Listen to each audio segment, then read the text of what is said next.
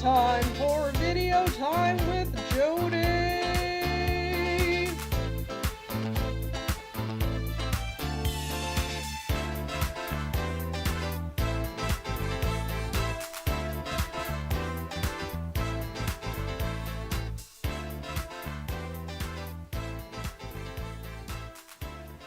Hey guys, if you were here last week, you know that this month we're talking about cooperation, which is a fancy word of saying working together. And I don't know about you guys, but sometimes I find it really hard to work with people, especially if they're saying one thing and then doing another. Like, have you guys ever made plans with a friend to like hang out or play or something and then they just cancel or don't show up?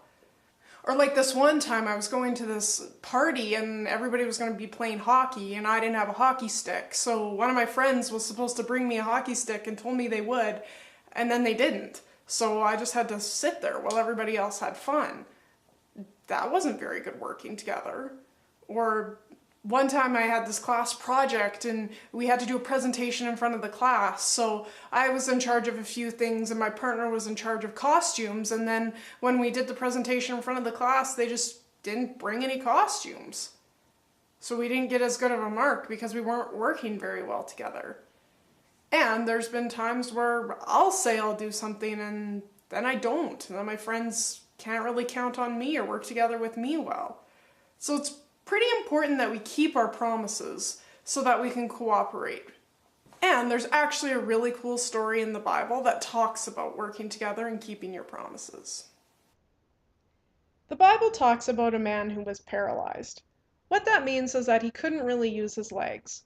So things like walking or running or jumping, he couldn't do that stuff. Now, the thing about Jesus in the Bible is that he traveled around a lot, so it was actually a really big deal when he came to town. So a group of friends heard that Jesus was coming to their city, it was called Capernaum, and they got really excited to go and thought this would be really great to take their friend to, even though he couldn't walk. They thought that if he met Jesus, maybe Jesus could heal him. So they promised their friend that he'd get to see Jesus, and they went on their way to go find him. So their friend rode on a blanket and they carried him there. The problem is, when they got to the house that Jesus was at, it was super crowded and nobody else could get in. Now, probably would have been pretty easy for these friends just to go, well, we tried, we can't see Jesus.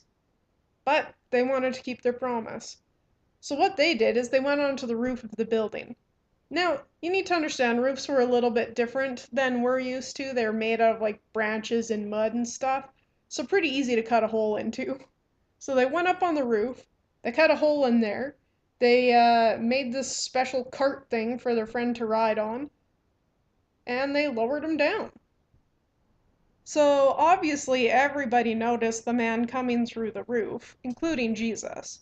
So the four friends lowered their paralyzed friend right in front of Jesus.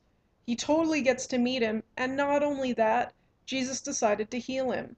So to get out of the house, he just got up and walked out.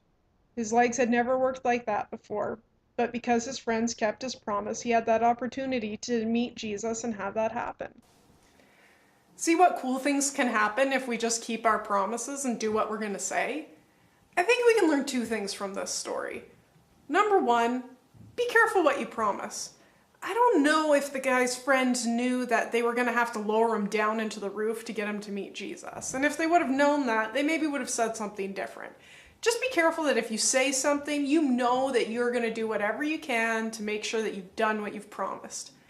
And I think the second thing that we can learn is to do what you promise you're going to do. So like, if your mom asks you to clean up your room and you say you're going to do it, do it. You may not feel like it and it may not be easy, but that's how you cooperate with your family, is just to do what you say. Until next week, see you guys.